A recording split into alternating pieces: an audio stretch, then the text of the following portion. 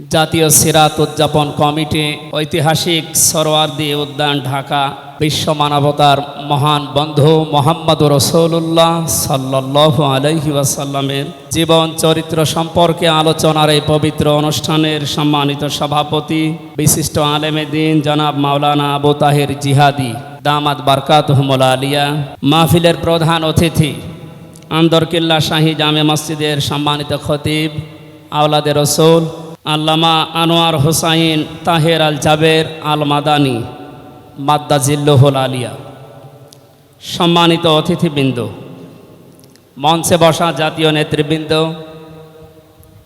সামনে বসা মুসলমান ভাইরা, পর্দার আড়ালের সম্মানিতা মা এবং বোনেরা, প্রশাসনের ভাইরা, প্রাণপ্রিয় ঢাকাবাসী, সবাইকে নিয়ে মহান রব্বুল ইজ্জাত আল জালালের দরবারে শুকরিয়া জানাচ্ছি, যিনি মহামানবের জীবন চরিত্র সম্পর্কে আলোচনার এই পবিত্র অনুষ্ঠানে আমাদেরকে হাজির হওয়ার তৌফিক দিলেন। জবান খুলে বলছি আলহামদুলিল্লাহ। কথা বলার প্রথমে আমি স্মরণ করছি 2024 সালের আগস্টের 5 তারিখ পর্যন্ত যারা মুক্তভাবে কথা বলার পরিবেশ তৈরি করে দেওয়ার জন্য নিজের জীবন পর্যন্ত দিয়ে গেলেন, শাহাদতের সর্বোচ্চ মাকাম আল্লাহ যেন তাদেরকে দান করেন। আমরা কিছু ভিডিও দেখতে পাচ্ছি, অনেকে বলছে তারা শহীদ হয়নি, তারা নিজেদের বুককে গলির সামনে অস্ত্রের সামনে পেতে আত্মহত্যা করেছে।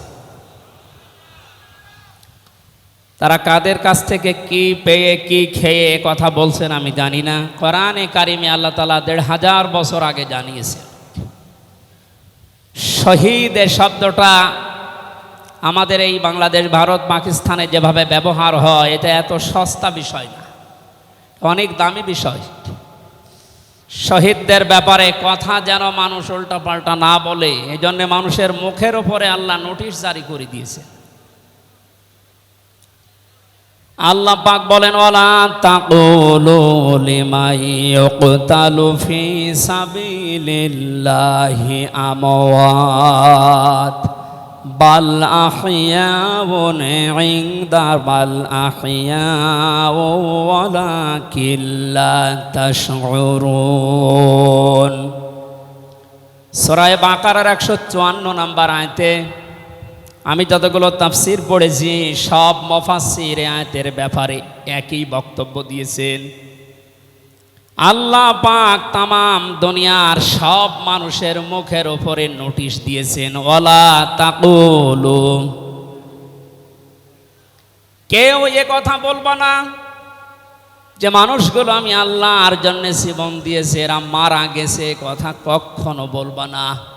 কারণ তারা জীবিত এবং তারা, তোমরা এই বিষয়টা বোঝো না, উপলব্ধি করতে পারো না।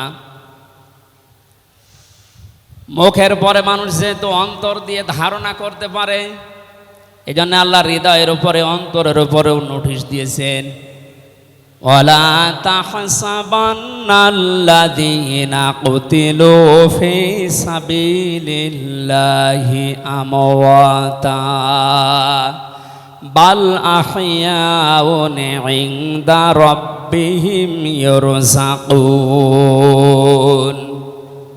সূরা আলে ইমরানের 169 নম্বর আয়াতে আল্লাহ জানিয়েছেন, মুখ দিয়ে তো বলাই যাবে না যে শহীদরা মারা গেছে, এমনকি অন্তরে ধারণাও আনবে না যে শহীদরা মারা গেছে, বরং তারা জীবিত এবং আমি আল্লাহর কাছে তারা রিজিক প্রাপ্ত হচ্ছে। বলেন আল্লাহু আকবার।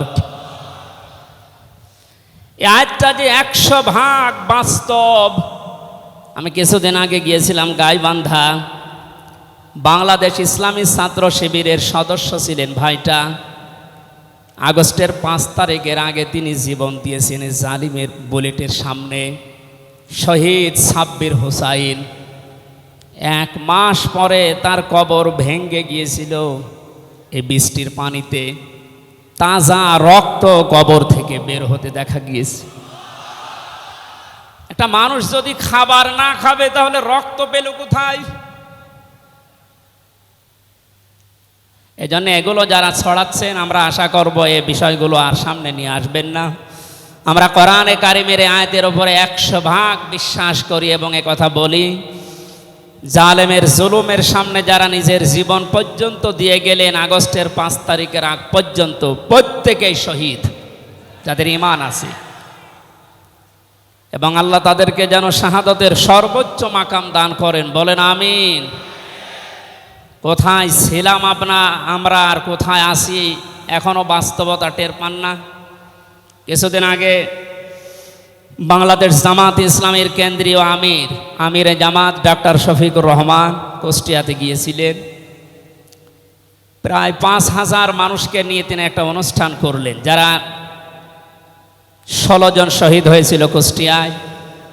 বাংলাদেশ জামাত ইসলামের পক্ষ থেকে 2 লক্ষ করে টাকা তাদের পরিবারের হাতে তিনি তুলে দিলেন। প্রায় 2.5-3 ঘন্টায় অনুষ্ঠানগুলো আমরা দেখলাম। বলেন তো, আগস্টের 5 তারিখের আগে 5000 না, এরকম মানুষ যদি 5 জন এক জায়গায় হইতো 14টা মামলা হয়ে যেত। কোথায় ছিলাম আমরা আর কোথায় এখন পৌঁছিয়েছি, এরপরও যদি এটাকে কেউ নিয়ামত মনে না করে।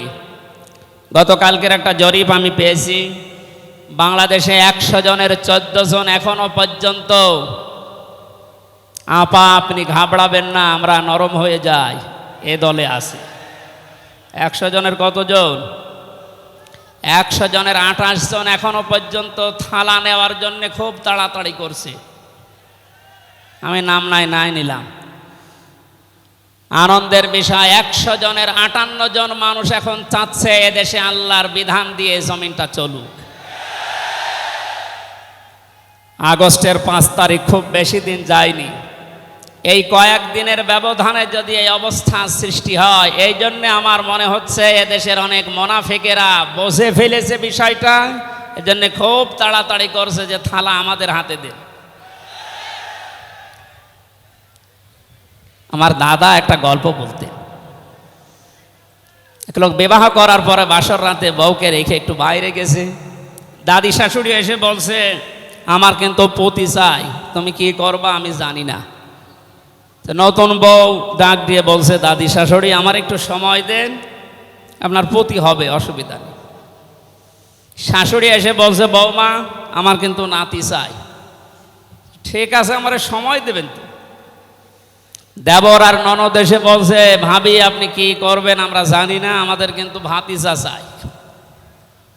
কিছুক্ষণ পরে স্বামী এসে বলছে, বউ তুমি কি করবা আমরা জানি না, আমার বেবি চাই। বউ মাথা উঁচু করে বলছে, তোমরা কি সব পাগলের বংশ?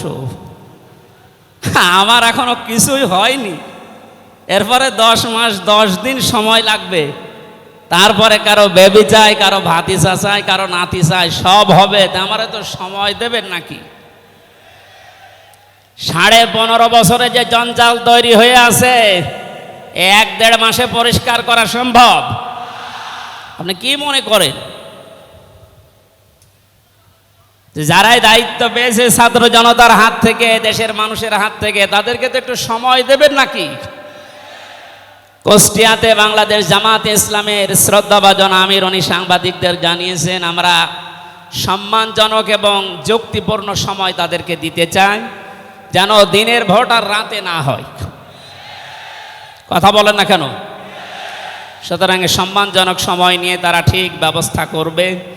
যারা খুব তাড়াতাড়ি করছেন, 10 মাস 10 দিন সময় দেবেন না, এমনিতেই বেবি অনেকে ফ্ল্যাক্সি লোড করে নিয়ে আসবে বাড়ি থেকে। সুতরাং আমরা চাচ্ছি, সংস্কার যখন আরম্ভ হয়েছে দেশে, 1628টা চেয়ার আছে এই দেশের মেন চেয়ার, এই চেয়ার না, যিনি পালিয়েছে তার চেয়ার থেকে শুরু করে এদেশের ওসি সাহেবের চেয়ার পর্যন্ত আপনি গণনা করবেন, 1628টা চেয়ার হয়। আমরা চাই খুব তাড়াতাড়ি যারা দায়িত্বে আছেন এই 1628টা চেয়ার যেন খুব তাড়াতাড়ি পরিবর্তন করা হয়, কারণ এগুলো সব ওই জালেমদের দোষর। এগুলো পাল্টিয়ে বৈষম্যের শিকার হয়ে 15.5 বছর যারা ওএসডি হয়েছিলেন, যারা নিজেদের চেয়ার পর্যন্ত পৌঁছাতে পারে নাই, আমরা চাই তাদেরকে এই সমস্ত জায়গাগুলোতে দেওয়া হোক। জালেমদেরকে আল্লাহ হেদায়েত দেয় না, তার বাস্তব প্রমাণ কালকের একটা কল রেকর্ড। একজনের জন্মদিন নাকি গোপালগঞ্জে পালন করতে দেয়নি এক ওসি সাহেব, এই জন্য বাইরের দেশ থেকে তাকে হুমকি দিচ্ছে যে তার নাম লিস্ট করে রাখো, আমি যদি কোনোদিন আসি তার খবর করব। আমি কথাটা শোনার পরে মিলালাম, আল্লাহু লা ইয়াহদিল কওমাজ জালিমিন। আল্লাহ যে ইহদি দিয়েছেন মোজারে, বর্তমান ভবিষ্যৎ, প্রেজেন্ট ফিউচার, আল্লাহ তাআলা জানিয়েছেন যে আমি জালেমদেরকে হেদায়েত দিচ্ছি না, দেবও না। কালকের কল রেকর্ড শোনার পরে আমার মনে হচ্ছে ওনার কপালে হেদায়েত নেই এবং আল্লাহ দেবেও না। নয়তো এত কিছু হওয়ার পরেও এই লোকটা হুমকি দিতে পারে, আপনার বিশ্বাস হয়?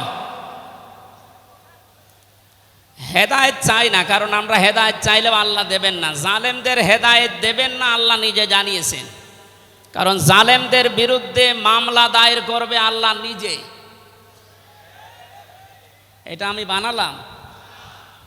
সূরা শূরা 25 নম্বর পারা 6 নম্বর পৃষ্ঠার 13 নম্বর লাইনের 42 নম্বর আয়াতে আছে, ইন্নামাস সাবিলু আলাল্লাযিনা ইয়াজলিমুনান নাস ইলা আখির আয়া।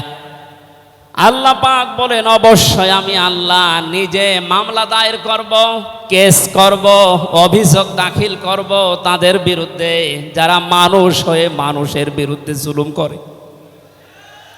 আল্লাহ ইয়াজলিমুনাল মুসলিমুনা দেননি, যে মুসলমানদের উপরে যারা জুলুম করে, ইয়াজলিমুনান নাস দিয়েছেন, যারা মানুষের উপরে জুলুম করে, অত্যাচার করে।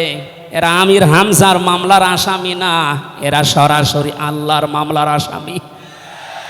1628 জন যারাই ছিলেন, আর আপনারা কিন্তু বাংলাদেশের কারো মামলার আসামি না, সবাই এখন আল্লাহর মামলার আসামি। মামলার বাদী যত বড় হয়, মামলা তত কঠিন হয় এবং জামিন পাওয়াও তত কঠিন হয়। আপনারা জানেন আমি 3টি বছর জেলে ছিলাম। আমার যে মামলা ছিল, আমার মনে হয় যদি সাজাও লাগিয়ে দিত সর্বোচ্চ 3 মাস। কিন্তু মামলার বাদী যেহেতু একেবারে আল্লাহর ওলি, এই জন্যে বহুবার মামলা সিএমএম কোর্ট, জজ কোর্ট, হাইকোর্টে ওঠার পরও বলে না, হবে না। এই কয়েকদিন আগে মামলা আমার সব খারিজ হয়ে গেছে।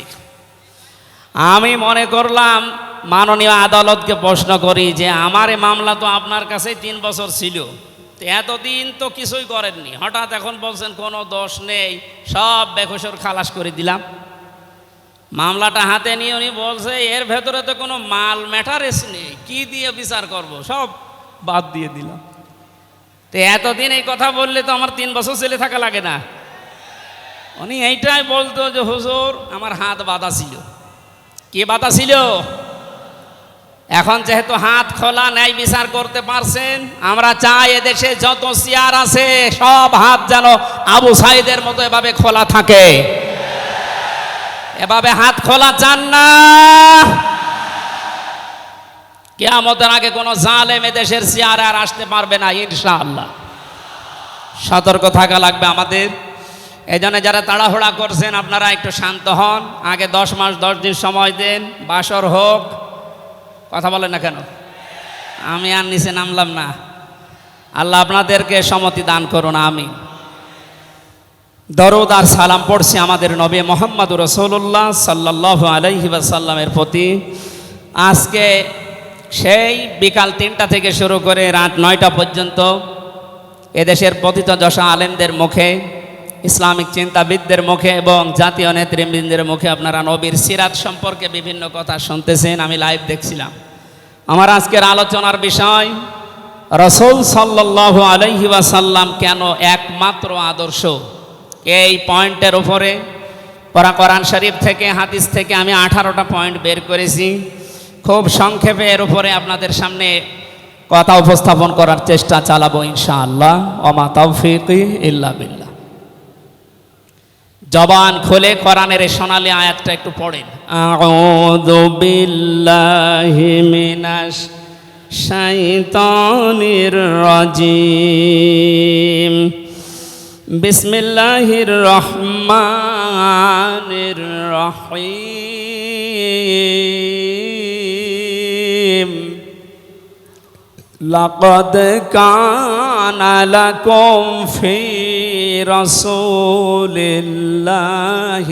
উসওয়াতুন হাসানাহ। সাদাকতা ইয়া রব্বানা।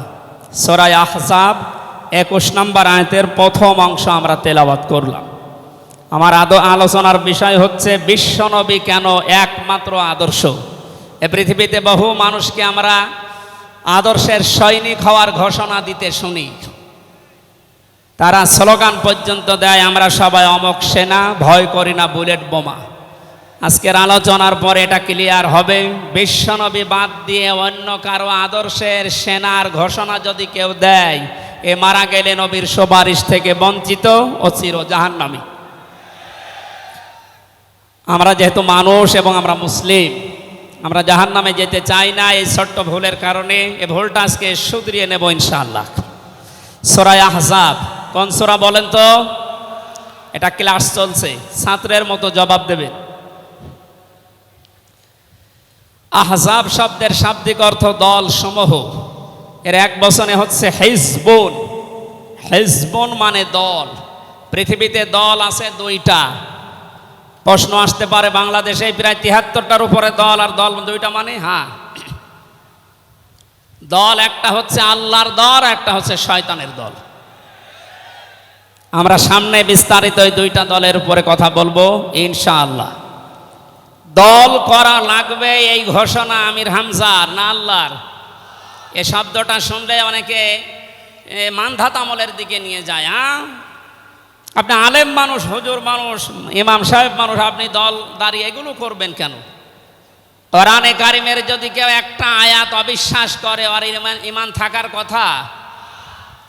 আল্লাহ পাক বলেন, ওয়ালতাকুম মিনকুম উম্মাতুন, তোমাদের ভেতরে অবশ্যই একটা দল থাকতেই হবে। তাহলে দল এ শব্দটা কোরআনে আছে না নেই? দল এই বাংলায় নেই, কিন্তু উম্মাতুন এ শব্দ তো আছে। আমি সেই দিন গাইবান্ধায় ওই দিন আলোচনা করার পরে একজন মুসলিম হয়েছিল, জিজ্ঞাসা করলাম। পরবর্তীতে ওই দিন আলোচনার বিষয় ছিল ভোট। উনি শিক্ষিত মানুষ, আমারে জিজ্ঞাসা করছে, আপনি ভোট এ শব্দ নিয়ে আসলেন, কোরআনে হাদিসে এই শব্দ আছে? এটা তো আরবি। হ্যাঁ আছে। আমানাত শব্দটা কোরআনে আছে। তাফসিরে মারিফুল কোরআন আল্লামা শফি রহমতুল্লাহ আলাইহি আমানতের প্রায় 19টা অর্থ দিয়েছেন। তার ভেতরে অন্যতম অর্থ হচ্ছে ভোট দেওয়া, রায় দেওয়া, সমর্থন দেওয়া। সুতরাং কেউ যদি ভোট এটাকে দুনিয়ার কোনো বিষয় মনে করে এড়িয়ে যায়, সে কিন্তু মরণের পরে ধরা খাবে। কথা বলেন, আমরা আখেরাতে আদালতে ধরা খেতে চাই, আমরা বাঁচতে চাই। সুতরাং দল মাস্ট বি, করাই লাগবে। যে দলের কর্মসূচি দুইটা, তারা ভালো কাজে আদেশ করবে, অন্যায় কাজে বাধা দেবে। আল্লাহর ভাষা এরাই হচ্ছে সফল কাম দল। এদেশে যত দল আছে, এই দুইটি কর্মসূচি কারা পালন করে আপনি অবশ্যই দেখতে পাচ্ছেন। আপনার বিবেকের কাছে প্রশ্ন করে আপনি সামনে আগাবেন ইনশাআল্লাহ। তাহলে নবীজি আমাদের জন্য একমাত্র আদর্শ কেন? এর এক নম্বরে আমি পেয়েছি, তার জীবনটা আমাদের কাছে পরিষ্কার। এই কারণে পৃথিবীতে আমরা যত নেতা নেত্রীকে মেনে চলতে দেখি, যে কোনো রাজনৈতিক দলের নেতা নেত্রী আপনি হন, ওই রাজনৈতিক দলে যাকে মানেন তার চরিত্র জীবন আপনার কাছে কিন্তু পরিষ্কার না। কথা বলে না কেন? আমি নাম ধরেই বলছি, আওয়ামী লীগ যারা করতেন, এখন আওয়ামী লীগ দেশে আছে কিনা আমি জানি না, আছে বললাম ওই যে 14%, ওরাও এখনো পর্যন্ত তওবা করে ফিরে আসার চেষ্টায় আছে। আল্লাহ যেন তাদেরকে তাওফিক দেন। আর যদি হেদায়েত না থাকে, দোয়া করেও তো হবে না, আল্লাহ যেন তাদেরকে মায়ের কাছে পাঠিয়ে দেন। একটু আসতে বলেন ভাই, এটা জোরে বলার দরকার নেই। জীবনী পরিষ্কার হওয়ার কথা বলছিলাম। যারা করতেন আওয়ামী লীগ, বলেন তো আপনার বিবেকের কাছে, শেখ হাসিনা জীবনে কোনোদিন একটা মিথ্যা কথা বলেনি, এ গ্যারান্টি আপনি দিতে পারবেন? না না, এ কথা বলা ভুল হয়ে গেল। ওনার সারা জীবনে কোনো সত্য কথা আছে কিনা আমার সন্দেহ। আমার এই 33 বছর বয়সে তো আমি কোনো সত্য কথা ওনার কাছ থেকে শুনলাম না। কথা বললেই মিথ্যা কথা বল, ওইটা নয় বাদ দিলাম। আর আমি আর একজনের ধরি, বিএনপি যারা করেন, খালেদা জিয়া জীবনে একটা মিথ্যা কথা বলেনি, এ কথা আপনি গ্যারান্টি দিতে পারবেন? জামাত ইসলাম যারা করে তারা এ কথার গ্যারান্টি দিতে পারবেন যে মরহুম শহীদ মতিউর রহমান নিজামী জীবনে মিথ্যা কথা বলেনি? বলেন না। চরমনাই পীরের মুরিদ যারা, তারা কি গ্যারান্টি দিতে পারে সৈয়দ রেজাউল করিম জীবনেও মিথ্যা কথা বলেনি? একজনের ব্যাপারে গ্যারান্টি আছে, আল্লাহ নিজে গ্যারান্টি দিয়েছেন, তার 63 বছরে একটা মিথ্যা কথা নেই।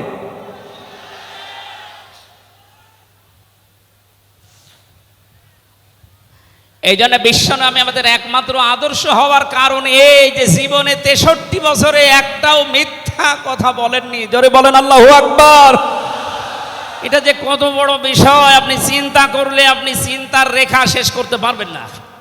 আমাদের দিনের ভেতরে 24 ঘন্টায় কত মিথ্যা আসে, আর তারপর 63 বছরের জীবনে একটা মিথ্যা কথা তিনি বলেননি। 2 নম্বরে পেয়েছি আমি, তিনি উন্নত চরিত্রের অধিকারী ছিলেন।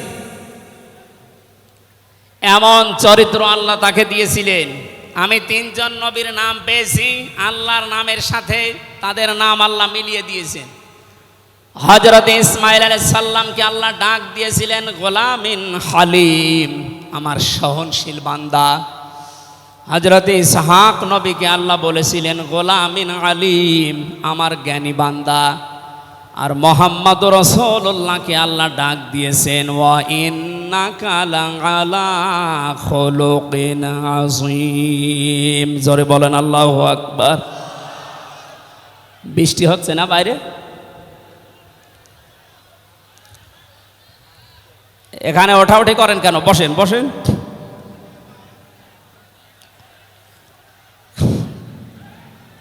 কোরআনের আলোচনার ভেতরে কথা বললে কিন্তু গুনাহ হবে ভাই, কথা বলা যাবে না। কষ্ট হলেও ওইভাবে থাকেন, কথা বলবেন না। 3 নম্বরে পেয়েছি আমি সূরা ইউনূসের 58 নম্বর আয়াতে আল্লাহ তাআলা জানিয়েছেন বিশ্ব নবী তোমাদের জন্য একমাত্র আদর্শ হওয়ার কারণ তিনি শ্রেষ্ঠ সম্পদ। قل بفضل الله وبرحمته فبذلك فليفرحوا هو خير مما يجمعون। নবী আপনি বলুন, তামাম দুনিয়ার মানুষেরা যা গেইন করে, যা অ্যাচিভ করে, যা অর্জন করে, যা কিছু পেয়ে আনন্দে আছে,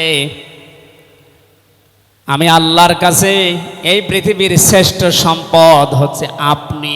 জোরে বলেন আল্লাহু আকবার। সুতরাং আপনার আদর্শ পেয়েছে যারা, সে মানুষগুলো যেন আনন্দে থাকে, তারা যেন খুশি হয়।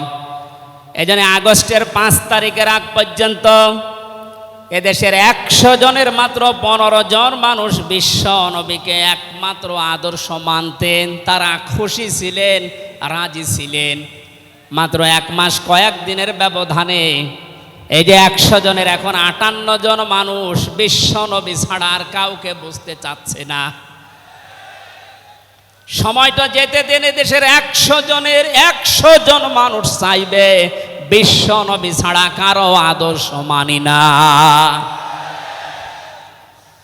সংক্ষেপ করছে, আমাদের প্রধান অতিথি এসে পড়েছেন, এই জন্যে 4 নম্বরে পেয়েছি এই পৃথিবীর ময়দানে বিশ্বনবী মুহাম্মদুর রাসূলুল্লাহ হচ্ছেন আল্লাহর পক্ষ থেকে আমাদের জন্যে, বিশেষ করে মুমিনদের জন্যে সবচাইতে বড় অনুগ্রহ।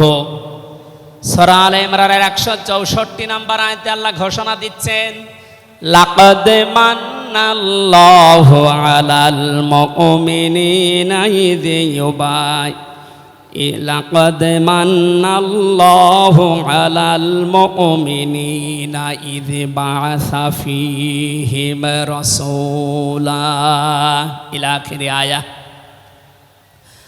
অবশ্যই মুমিনদের জন্য এই পৃথিবীর ময়দানে বিশ্বনবী মুহাম্মদুর রাসূলুল্লাহ আল্লাহর পক্ষ থেকে একটা অনুগ্রহ। আমরা এক একটা আয়াতের ভেতরে বিভিন্ন তাফসীর অনুযায়ী যত কথা আল্লাহ জানিয়েছেন নবীর সম্পর্কে, প্রচণ্ড গরম, আপনাদের কষ্ট হবে যেন আমি খুব সামারাইজ করছি। 6 নম্বরে পৃথিবীর ময়দানে বিশ্বনবী একমাত্র আদর্শ হওয়ার পেছনে কারণ এই, তিনি গোটা জাহানের জন্য ছিলেন একমাত্র রহমত। সূরা আম্বিয়ার 107 নম্বর আয়াতে আল্লাহ এই ঘোষণা দিয়েছেন, ওমা আরসালনাকা ইল্লা রাহমাতাল লিল আলামিন। বলেন আল্লাহু আকবার।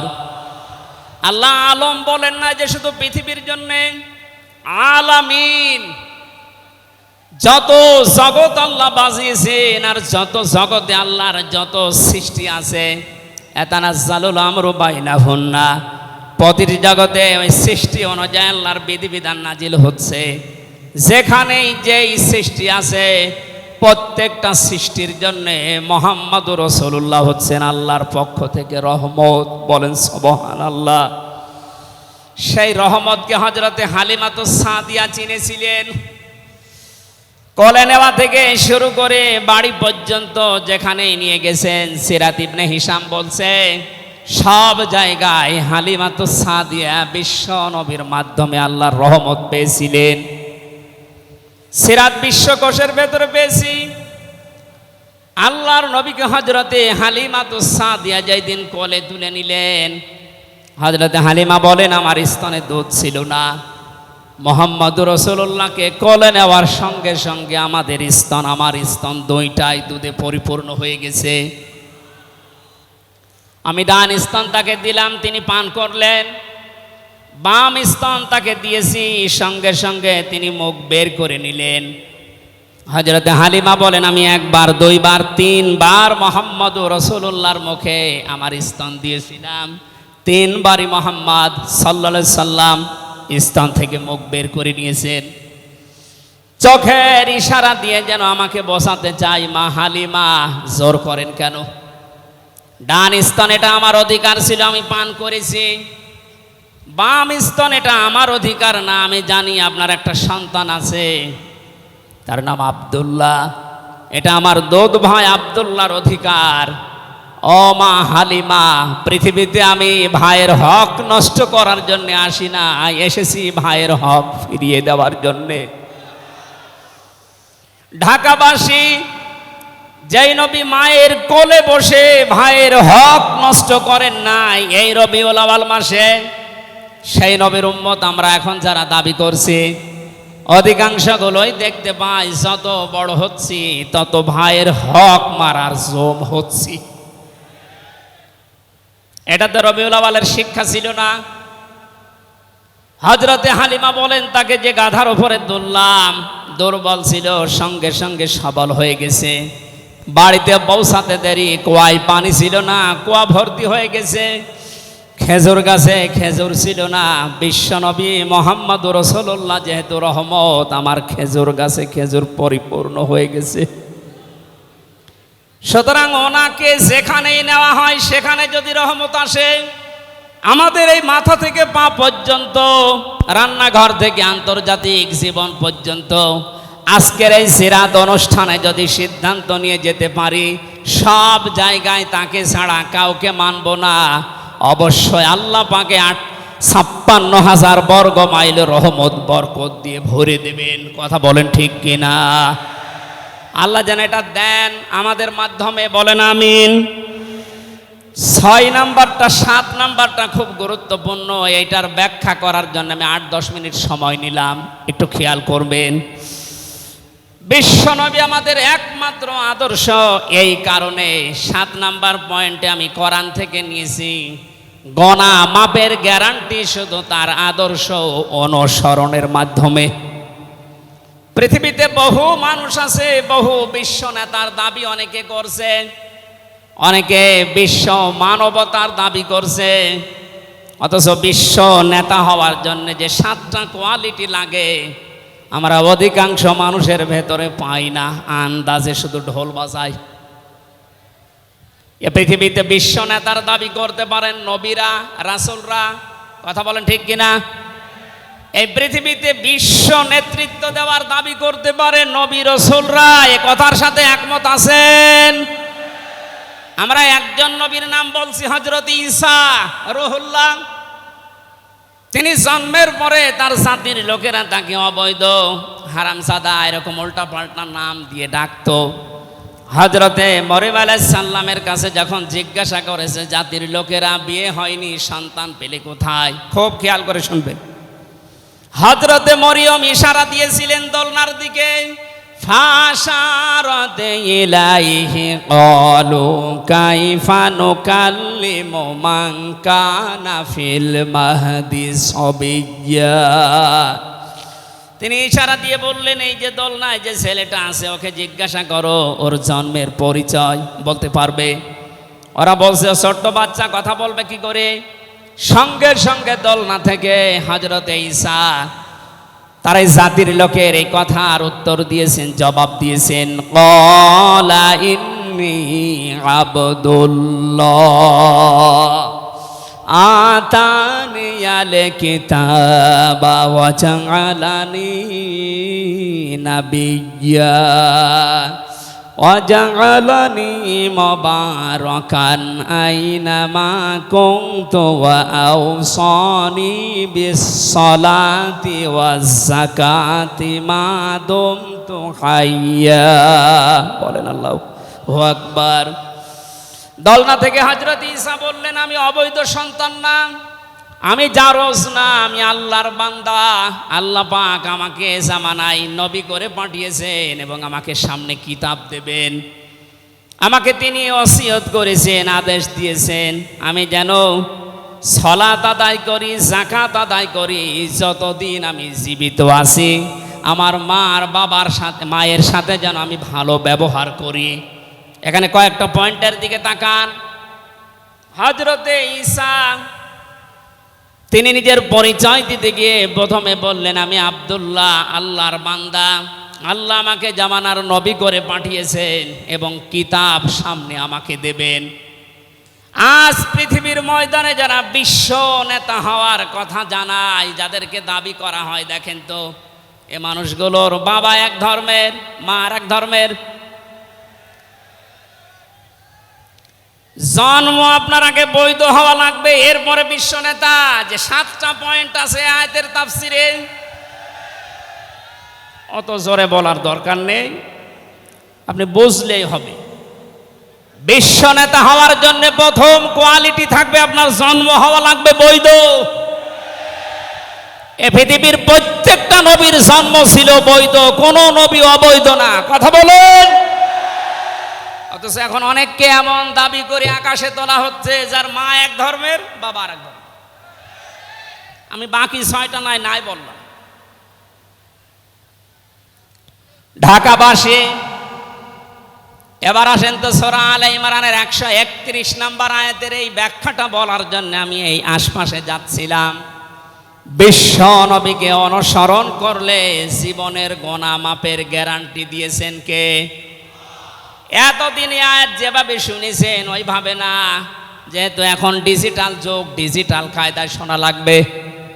কুল ইন কুনতুম তুহিব্বুনাল্লাহা ফাত্তাবিউনি ইউহিব্বুকুমুল্লাহ ওয়া ইয়াগফির লাকুম যুনুবাকুম আল্লাহু গফুরুর রহিম।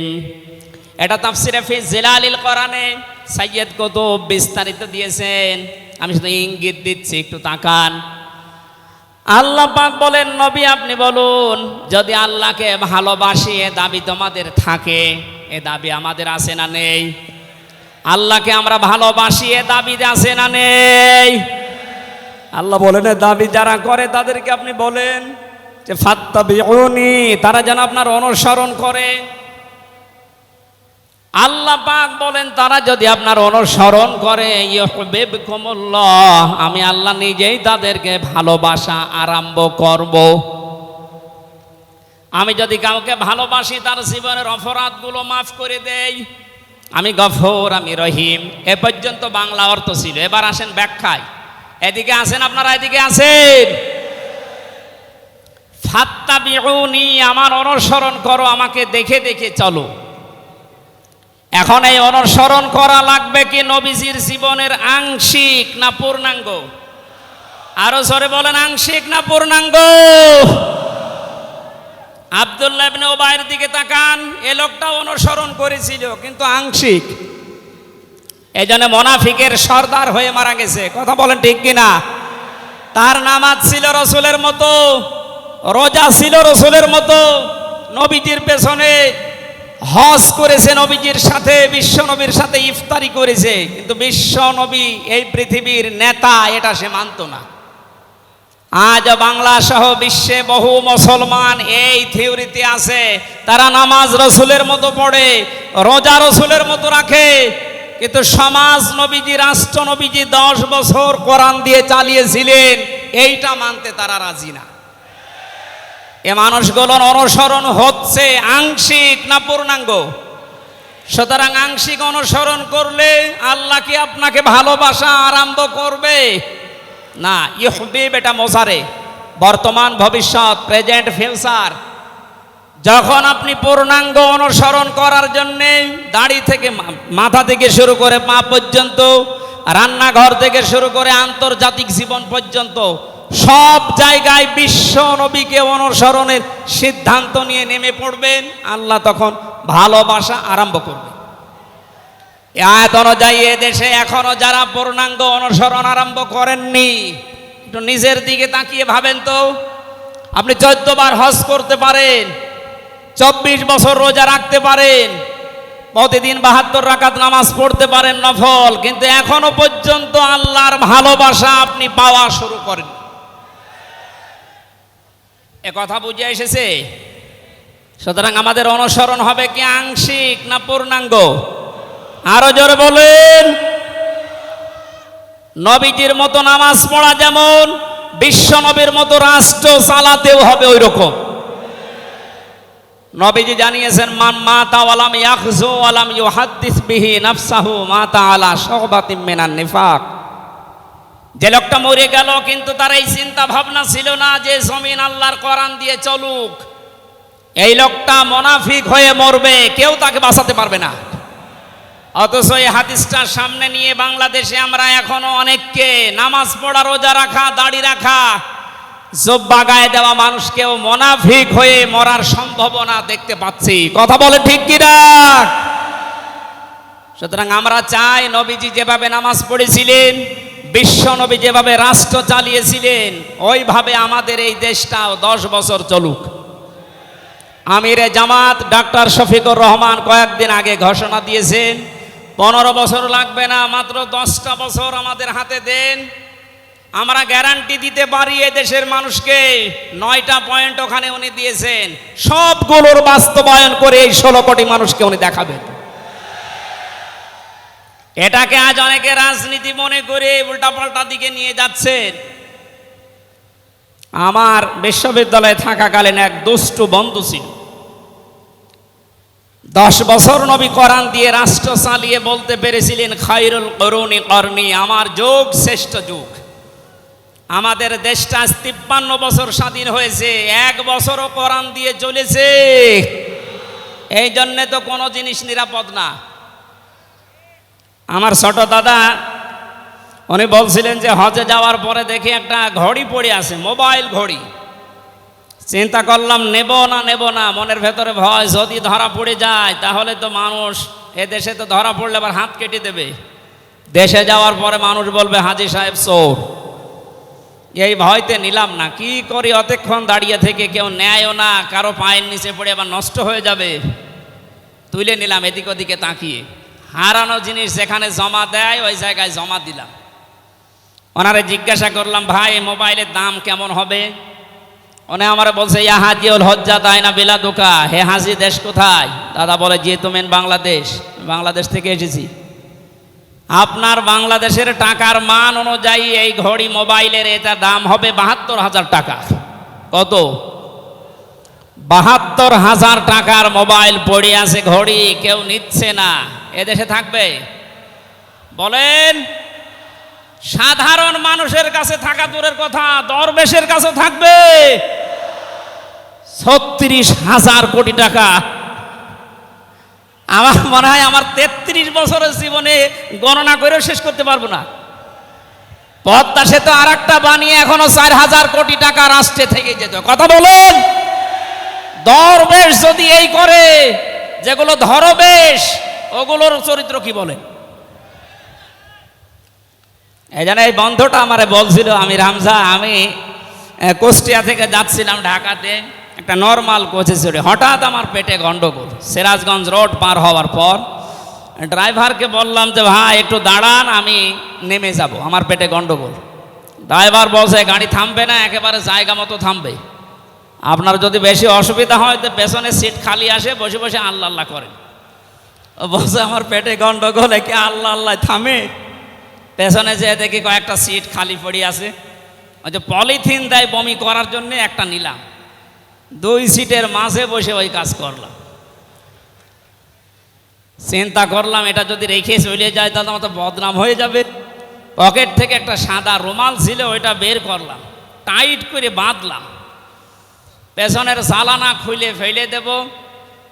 আল্লাহর ইশারা, পেছনে আসছিল মোটরসাইকেলওয়ালা, পড়বে কি পড়বে একেবারে মোটরসাইকেলের সামনে। ও বলছে জানলা দিয়ে তাকিয়ে আছি, দেখলাম মোটরসাইকেলওয়ালা এদিকে ওদিকে তাকিয়ে, ও মনে করছে নতুন রুমালে থপ করে পড়লো কি। এ রুমাল যখন নতুন, ভেতরের জিনিসও মনে হয় নতুনই হবে। ও বলে তুলে নিল, ও বাড়ি যেয়ে টের পাবে যে কোন নতুন জিনিস। এই জন্য বলছে হামজা, আমাদের দেশে পায়খানা পর্যন্ত নিরাপদে নেই, এর বাস্তব প্রমাণ আমারটা। অথচ আমির জামাত গ্যারান্টি দিয়েছেন চুরি থাকবে না, শুধু পায়খানা না, 36,000 কোটি না, 36 পয়সাও চুরি হবে না। 10 বছরের জন্য ছেড়ে দেন দেশটা। আপনারা ওনার সাথে একমত কিনা? কারা কারা ওনাদের হাতে দিতে চান দেখে? লিল্লাহি তাকবীর।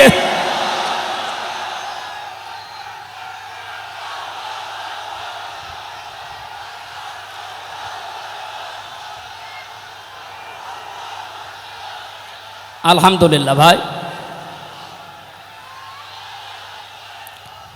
এটা রেকর্ড হচ্ছে, এটা শুধু এই সামিয়ানার নিচে নেই, 18 কোটি মানুষ শুনতেছে। যারা এই ময়দানের থেকে হাত তোলা দেখে তারাও হাত তুলেছে। আমরা চাই এই হাত যেন আল্লাহর জন্য আপনারা তোলেন, মানুষকে দেখানোর জন্য না। সুতরাং আমরা যদি বিশ্ব নবী মুহাম্মদুর রাসূলুল্লাহর অনুসরণ আংশিক করি, আল্লাহর ভালোবাসা পাওয়া এখনো আমরা আরম্ভ করিনি। এই হিসাবে দেশের অনেক পীর, অনেক ইমাম, অনেক খতিব, অনেক আলেম, অনেক জনতা এখনো আল্লাহর ভালোবাসা পাওয়া আরম্ভ করেনি। গোনা মাফ, জান্নাত তো দূরের কথা। কারণ আল্লাহর ভালোবাসা যে পাওয়া আরম্ভ করবে, তার জীবনের গোনাগুলো আল্লাহ মাফ করবে, তাকে জান্নাতে দেবে। সুতরাং রাসূলুল্লাহ আমাদের একমাত্র আদর্শ হওয়ার কারণেই তাকে অনুসরণ করলে এ গ্যারান্টি পাওয়া যায় যে জীবনের গোনা আল্লাহ মাফ করে দেন। জোরে বলেন সুবহানাল্লাহ। 9 নম্বরে পেয়েছি, বিশ্ব নবীর সাথে কেউ যদি বেয়াদবি করে তাহলে সে ধ্বংস হয়ে যাবে। আপনি তাকান, তার আপন চাচা আবু লাহাব, এটা যদি সিরাতুন নবী মাহফিল, আমাদের ঢাকাতে এগুলো হয়তো নেই, এগুলো চট্টগ্রাম আর সিলেট বিভাগে বেশি পাওয়া যায়। রবিউল আউয়াল মাস আজকে শেষ, এ মাস আসলেই অনেককে দেখি নবীর জন্ম নিয়ে, নবীর মিলাদ নিয়ে আনন্দে আত্মহারা হয়ে যায়। পরিষ্কার ভাষায় বলছি, বাংলার মানুষেরা, নবীর মহাব্বত, নবীর ভালোবাসা মাস্ট বি লাগবেই। কিন্তু নবীর জন্ম নিয়ে, নবীর মিলাদ নিয়ে যদি কেউ শুধু আনন্দ করে মেতে থাকে, নবীর আদর্শর কোনো খোঁজ নেই, আপনি এই মুহূর্তে জেনে নিতে পারেন যে আপনি জাহান্নামী। তার প্রমাণ নবীজির আপন চাচা আবু লাহাব আর আবু তালেব। এই 2 জন চাচা নবীর আদর্শ পেয়ে খুশি ছিল না, তারা নবীর জন্ম পেয়ে খুশি ছিল। নবীর মিলাদে, নবীর জন্মে তারা এত খুশি হয়েছিল, আবু লাহাব নিজের কাজের মেয়েকে পর্যন্ত আজাদ করে দিয়েছিল। আবু তালিব নিজের সন্তান হযরতে আলীকেও কাছে রাখতো না। আল্লাহর নবীর জন্মে লোকটা এত বেশি খুশি হয়েছিল, যতদিন পর্যন্ত তার আন্ডারে ছিল নবীজি, ততদিন নিজের ছেলে বাদ দিয়ে বিশ্ব নবীকে কাছে রেখে ঘুমাতো। অথচ তাদের পুরা 2 জনের জীবন আমি পড়ে দেখেছি। 2 জন চাচা বিশ্বনবী মোহাম্মদুর রাসূলুল্লাহর দুইজন চাচা শুধু নবীর জন্ম মিলাদ নিয়ে আনন্দে ছিল, আদর্শ পেয়ে তারা আনন্দ করে নাই, মেনে নেয় নাই, জন্য দুইজনেই জাহান্নামী। বলেন নাউজুবিল্লাহ। সিস্টেম অপর পৃষ্ঠায় দেখুন, আরো দুইজন চাচার নাম আমরা জানি, হযরতে হামজা, হযরতে আব্বাস রাদিয়াল্লাহু তাআলা আনহুমা। এই দুইজন চাচা শুধু নবীর জন্মে মিলাদে খুশি ছিলেন না, তারা নবীর আদর্শ পেয়ে খুশি হয়েছিলেন, এই জন্যে দুইজনেই জান্নাতি। বলেন সুবহানাল্লাহ। হযরতে হামজা, হযরতে আব্বাস যে জান্নাতে গেছে কোনো সন্দেহ আছে? আল্লাহ কোরআনের আয়াত নাযিল করেছেন তাদের নামে, রাদিয়াল্লাহু আনহুম ওয়া রাদু আন। আল্লাহ পাক বলেন আমি তাদের উপরে রাজি হয়ে গেছি যেমন তারা আমার উপরে রাজি। সুতরাং হযরতে আব্বাস, হযরতে হামজা দুইজনেই নবীর আদর্শ মানার কারণে জান্নাতি। আমরা এদের মতো হতে চাই। বলেন আমিন। এখানে একটা কথা আছে, হযরতে হামজা আব্বাস রাদিয়াল্লাহু তাআলা আনহু তিনি কিন্তু অনেক আগে মুসলমান হয়েছিলেন গোপনে, কিন্তু প্রকাশ করেননি। এ মাসলাটা বলছি এই কারণে, 152 জন সমন্বয়কের ভেতরে 108 জন বাংলাদেশ ইসলামী ছাত্র শিবিরের নেতা এবং পরীক্ষিত কর্মী। তারা আজ অনেক জালেম এবং অনেক মুনাফিক পর্যন্ত, এমন অনেক আলেম নামে জালেম পর্যন্ত এই বিষদগার করছে। নাম যেহেতু দেখেছে ছাত্র শিবির, এই জন্য তাদের চুলকানি। কেন ওরা এতদিন পরিচয় প্রকাশ না করে এই কাজ করলো? ওরা মুনাফিক, ওরা শয়তান। যেখানে বিশ্বজিতের মতো হিন্দু সে রেহাই পায় না, সেখানে পরিচয় দিয়ে মার খাবে। সুতরাং সাদিক সাহেব এবং এস.এম. ফরহাদ ভাই সহ যারা পরিচয় গোপন করে এই জালেমের বিদায়ের জন্য এই বিপ্লব আমাদেরকে এনে দিয়েছেন, তাদেরকে প্রত্যেক থানায়, জেলায়, রাজধানীতে সংবর্ধনা দেওয়া দরকার। তারা এটা এমনিতেই করে নাই, তারা হযরতে আব্বাসের জীবন থেকে করেছে। অথচ হযরত আব্বাস রাসূলের বিরুদ্ধে বদরের ময়দানে বিরুদ্ধে যুদ্ধ করার জন্য আবু জাহেলের পক্ষ নিয়ে গিয়েছিল, অথচ তিনি ওই সময় মুসলমান। তার মানে নিজের পরিচয় গোপন করে বাস্তবতার নিরিখে স্থান কাল পাত্র ভেদে একটা কৌশল, এটা একটা হেকমা। ও জীবনে কোরআনই পড়ে নাই, হাদিস পড়ে নাই, ও ফতোয়া দিচ্ছে যে এ হচ্ছে মুনাফিক। এই জন্য ওনারা যা করেছে, আমি এখানে 9টা পয়েন্ট এনেছিলাম। সাদিক সাহেব ভাই সহ, এস.এম. ফরহাদ ভাই সহ 108 জন যা করেছে, সব নবীদের থেকে, নবীর মাদের থেকে, নবীর সাহাবীদের থেকে, নবীজির চাচার থেকে শিক্ষা নিয়ে এই হেকমতটা অবলম্বন করেছে। আল্লাহ তাদেরকে যেন সর্বোচ্চ মাকাম দান করেন। বলেন আমিন। আসতেছে মেহমান। মানুষের জীবন ধ্বংস হয়ে যায় রাসূলের সাথে, তার প্রমাণ পেয়েছি নবীজের চাচা আবু লাহাবের জীবন থেকে। বিশ্ব নবী যখন সাফা মারওয়া এই পাহাড়ের উপরে উঠে দাওয়াত দিচ্ছিলেন, এই লোকটা ডাক দিয়ে বলেছে, তাব্বালাকা আলিহাজা জামাতানা ইয়া মুহাম্মদ, হে মুহাম্মদ তুমি ধ্বংস হয়ে যাও। তাফসিরের কিতাবে সূরা লাহাবের তাফসিরে পড়েছে, আবু লাহাব মুহাম্মদুর রাসূলুল্লাহকে শুধু ধ্বংস হয়ে যা এ কথা বলে নাই। সামনে একটা পাথর ছিল, পাথরটা হাতে নিয়ে নবীজির দিকে এভাবে নিক্ষেপ করেছিল। ও ঢাকাবাসী খুব খেয়াল করে শোনেন, এখানে আমার 2টা পয়েন্ট আছে। আবু লাহাব 1500 বছর আগে মুহাম্মদুর রাসূলুল্লাহর দিকে যে পাথর নিক্ষেপ করেছিল, তাফসিরে ফি জিলালিল কোরআন মুফাসসির লিখেছেন সাইয়্যিদ কুতুব, যে নবীজির সামনে পাথরটা পড়েছিল, নবীজির শরীরে লাগে নাই। আল্লাহ পাক সঙ্গে সঙ্গে তার জন্য কোরআনের আয়াত নাজিল করলেন, শুধু এই হাতের জন্য না, তাব্বাত ইয়াদা আবি লাহাবি ওয়া তাব। ইয়াদানে ছিল শব্দটা, ইয়াদাদি বচন আল্লাহ দিয়েছেন, অথচ আবু লাহাব পাথর নিক্ষেপ করেছিল কয় হাত দিয়ে? আরো জোরে আরেকবার বলেন। আর আল্লাহ যে তার দুই হাতই ধ্বংস করে দিলেন। জবাব দিয়েছেন মুফাসসির এইভাবে, আবুল আহাব যদিও এভাবে পাথর নিক্ষেপ করেছিল, এক হাত দিয়ে কিন্তু তার এই বাম হাত একটু নড়াচড়া করে সাপোর্ট দিয়েছিল। আপনি যদি এখান থেকে একটা কোনো কিছু নিক্ষেপ করেন এভাবে, এই হাত দিয়ে শুধু কাজ হবে না, এই হাতও নড়াচড়া করে সাপোর্ট দেবে। আল্লাহ এইটাও সহ্য করেন নাই। নবীজির বিরুদ্ধে যারা অবস্থান নিয়েছে, যে যতটুকু তার সাথে যারা সাহায্যে ছিল, সহযোগিতায় ছিল, আল্লাহ তাদেরকেও ধ্বংস করে দিয়েছেন।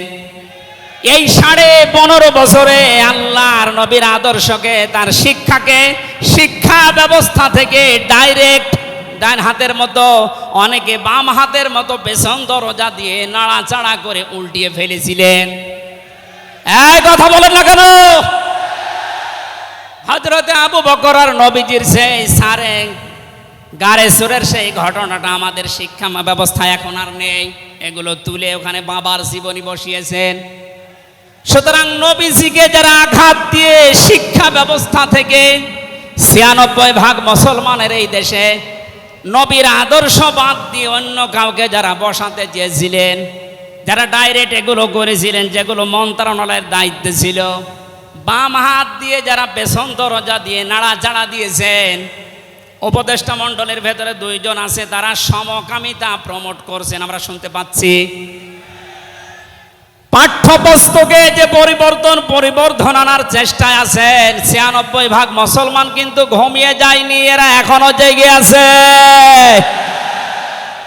আমিরে জামাত কুষ্টিয়ায় সেদিন ঘোষণা দিয়েছে, দেশের মুসলমানেরা এখন আর 5 তারিখের আগের মতো ঘুমিয়ে নেই, সব সজাগ আছি আমরা। আরো জোরে বলেন। সুতরাং যারা ডান হাত দিয়ে চেষ্টা করছেন আল্লাহ বিরোধী, রাসূল বিরোধী, মানবতা বিরোধী এই কাজগুলোকে প্রমোট করার জন্যে, বাস্তবায়নের জন্যে, আর পেছনের দরজা দিয়ে যারা বিভিন্ন নাম নিয়ে আবুল আহাবের বাম হাতের মতো নাড়াচাড়া দিচ্ছেন, আল্লাহ পাক যদি ধরে আবুল আহাবের মতো ডান হাত বাম হাত সব কিন্তু ধ্বংস করে ছাড়বে। এই জন্য আমরা সাবধান বাণী উচ্চারণ করছি। এগুলোই যারা আছেন, আমি নাম নিলাম না, ছাত্র জনতা যেভাবে আপনাদেরকে উপদেষ্টা বানিয়েছে, আপনি 152 জনের 108 জনের দেখতে পারছেন না। এই মানুষগুলো কি চাই? 108 জন না, আমি 152 জনের সাথে যোগাযোগ রেখে দেখেছি, সবাই চায় এদেশে আল্লাহর বিধান চালু হোক। এই রবিউল আউয়াল মাসে রাসূলের চরিত্র যেভাবে শুনি, ওটা যেন বাস্তবে দেখতে পাই, সেটা চালু হোক। 53 বছর তো দেখলেন, বাবা চালিয়েছিল, দুর্ভিক্ষে মরেছে অনেকে, আমি দেখি না, আমার তো 33 বছর, এ মুরব্বীরা দেখেছি। স্বামী চালিয়েছিল অনেকের চাচা চালিয়েছে 9 বছর, ভাবি চালিয়েছে, এমনকি বউ চালিয়েছে, এটা তো দেখলাম। এখন শুধুমাত্র কোরআন দিয়ে চললে, নবীর আদর্শ দিয়ে চললে দেশটা কেমন দেখা যায়, এটা দেখতে বাকি আছে। এটা আপনারা দেখতে চান না সামনে? আমার জীবনের সবচাইতে বড় শখ, আকাঙ্ক্ষা, তামান্না এইটা যে চর্ম চোখে যেন আল্লাহ আমাকে দেখায় যে 56,000 বর্গ মাইল তার কালাম দিয়ে চলছে। এটা দিয়ে চললে যে কেমন দেখা যায়, এটা মিনি জান্নাত হয়ে যাবে। আপনি বিশ্বাস করেন, এটা মিনি জান্নাত হয়ে যাবে। অনেকের এখনো পর্যন্ত শ্বশুর ভয় দেখাচ্ছে। আমির জামাত সেদিন বলেনি যে শ্বশুর ভয় দেখাচ্ছে মেয়েদেরকে যে তোমাদের ঘর বন্দি করে রাখবে। অনেকে যারা ডাইল খায়, মামা বাবা খায়, লাল পানি খায়, এরা কি খাবে? দেশটা যদি কোরআন দিয়ে চলে, নবীর আদর্শ দিয়ে চলে, পুরা দেশটা হয়ে যাবে মসজিদের মতো। মসজিদে প্রবেশ করলে যত বড় বিড়ি খোর হোক, যত বড় ডাইল খোর হোক, যত বড় বাবা খোর হোক, আর লাল পানি যেই খায়, ওই পরিবেশে গেলে কেউ কি চাইবে যে একটু লাল পানি খাই? কারণ পরিবেশটাই রহমত দিয়ে ভরপুর। কথা বলেন ঠিক কিনা? এই জন্য মসজিদে প্রবেশ করতে হলে আল্লাহর রহমত আমরা কামনা করি। আল্লাহুম্মা আফতাহলি আবওয়াবা রহমাতিক। পুরা জায়গাটাই রহমত দিয়ে ভরপুর। আল্লাহর কোরআনের বিধান সেখানে চলে, এই জন্য পুরা জায়গাটা রহমত দিয়ে ভরপুর করা। এই দেশটায় যদি আল্লাহর বিধান চালু হয়, রাসূলের আদর্শ চালু করতে পারি আমরা, পুরা দেশটা হয়ে যাবে মসজিদের মতো। তখন আর লাল পানি খেতে, বিড়ি খেতে আপনার মনে চাইবে না ইনশাআল্লাহ। আপনি জান্নাতি হয়ে মারা যেতে পারবেন, এই গ্যারান্টি আমরা দিতে পারি। সুতরাং আমরা রসুলের সাথে কোনো বিয়াদবি যেন না করি। আমার মনে হয় মেহমান এসে গেছে আমাদের মাঝখানে।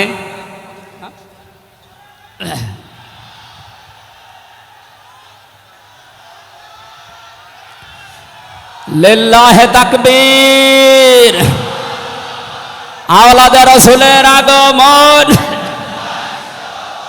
আওলাদে রাসূলের আগমন। আমাদের মাহফিলের প্রধান অতিথি আওলাদে রাসূল আল্লামা আনোয়ার হোসাইন তাহের আল জাবেরি আল মাদানী মাদ্দাজিল্লাহুল আলী আমাদের মাঝে এসে গেছেন।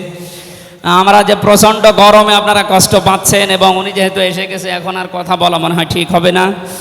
আমি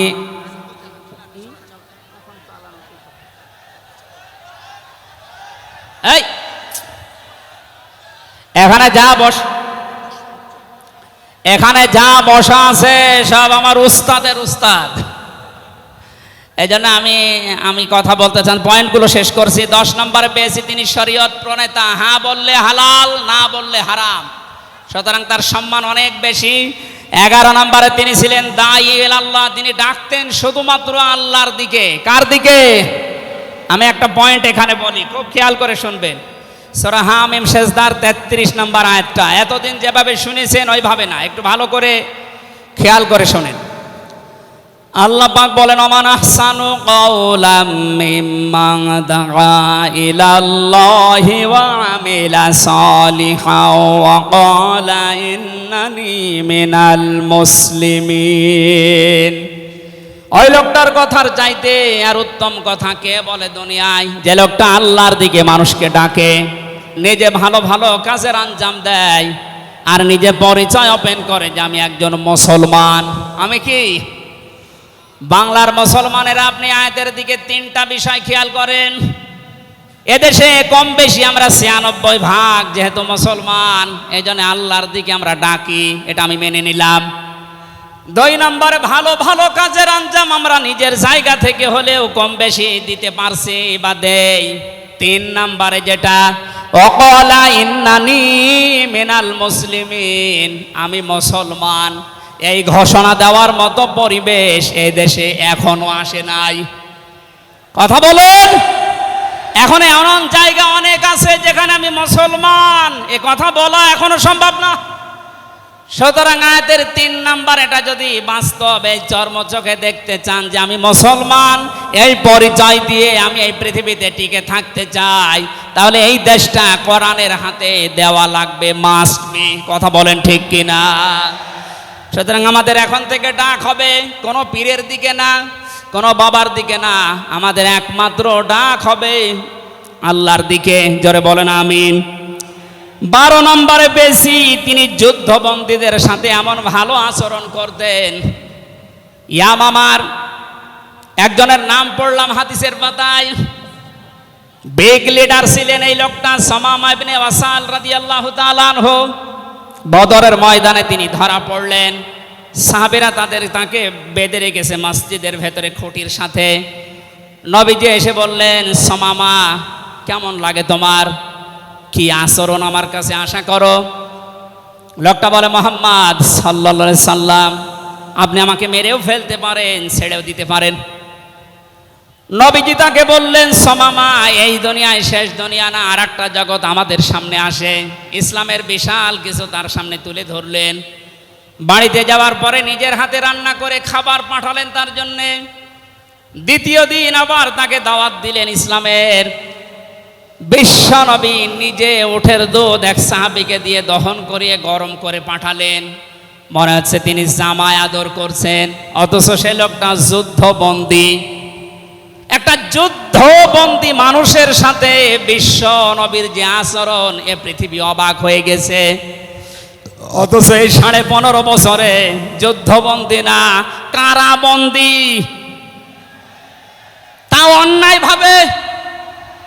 আরে ভাই, আমার তো 3 বছর পরে যেহেতু মামলা খালাস করে দিয়েছে, আদালত কর্তৃক প্রমাণ হয়েছে যে আমি নির্দোষ, আমার কোনো দোষ নেই, তাহলে আমার মামলার আয়ু থেকে শুরু করে একেবারে ওই উপর পর্যন্ত যিনি পালিয়েছেন এ পর্যন্ত যারা জড়িত ছিল আমি চাই তাদের প্রত্যেকে যেন 3 বছর জেলে থাকে।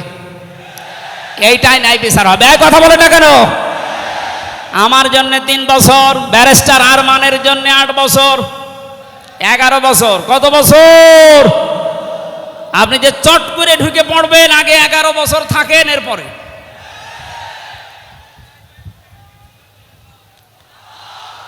সুতরাং বাস্তবতা এইটাই। শত্রুদের সাথে তিনি যুদ্ধবন্দীদের সাথে কি আচরণ করলেন, আর আমরা অন্যায়ভাবে কারাবন্দীদের সাথে, আমি তো অন্যেরটা জানি না, নিজেরটার সাথে বলছি। এই যে মুরব্বী মানুষ বসে আছে মাওলানা রফিকুল ইসলাম খান, এই মুরব্বীর পায়ে বেড়ি দিয়ে, হাতে হ্যান্ডকাপ দিয়ে, মাথায় দড়ি দিয়ে মনে হচ্ছে গরু টেনে নিয়ে যাচ্ছে। আমার 11 ঘন্টা টাঙিয়ে রেখেছিল,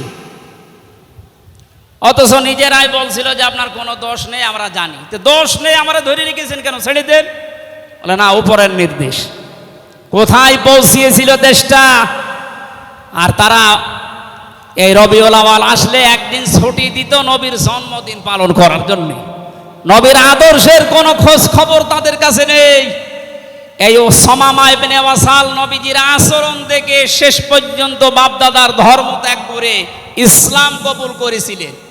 এই 15 বছর যদি এরকম কিছু দেখাতে পারতেন, লাখের উপরে মানুষ জেল খাটতেছে। আমার মনে হয় 100 জনের 70 জন মানুষ এই দেশে জেল খাটে, কিচ্ছু জানে না। বিশেষ করে 15.5 বছর এই মানুষগুলো আপনার দলে অন্তত না আসলেও আপনার জন্য দোয়া করতো।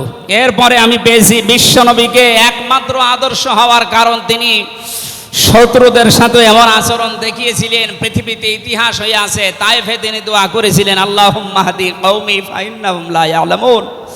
14 নম্বরে পেয়েছি তিনি নবী এবং রাসূলদের নেতা ছিলেন। 15 নম্বরে ছিল তার বক্ষ ছিল উন্মুক্ত। 16 নম্বরে পেয়েছি তিনি ছিলেন লাইট বা আলো। 17 নম্বরে তিনি ছিলেন স্নেহময়, মমতাময়। 18 নম্বরে তিনি ছিলেন কমল হৃদয়ের অধিকারী। এক একটা শব্দের ভেতরে লক্ষ লক্ষ কথা আল্লাহ লুকিয়ে রেখেছেন। রাসূলের জীবনে 1 ঘন্টা 1.5 ঘন্টায় না, কিয়ামত পর্যন্ত যদি কেউ আলোচনা করে, আমি 31টা বিষয় সাজিয়েছি এক একটা পাঠ অনুযায়ী। সুতরাং এরকম যদি শুরু হয় তো 31 দিন একাধারে লাগার কথা আমার এই ক্ষুদ্র জ্ঞানে। যারা আরো বড় বড় আলেম এখানে বসে আছে, কিয়ামত পর্যন্ত আলোচনা শুনবেন, করবেন। আমাদের নবী আজিম খুলুকিন আজিম, কোনোদিন শেষ হবে না ইনশাআল্লাহ। সুতরাং নবীজি আমাদের একমাত্র আদর্শ, এটাই ফাইনাল। তাকে ছাড়া আমরা কাউকে মানি না। উদারত আহ্বান জানাচ্ছি তাকে আদর্শ গ্রহণ করার জন্য। আমিন। বারাকাল্লাহু লানা ওয়া লাকুম ফিল কোরআনিল আযীম।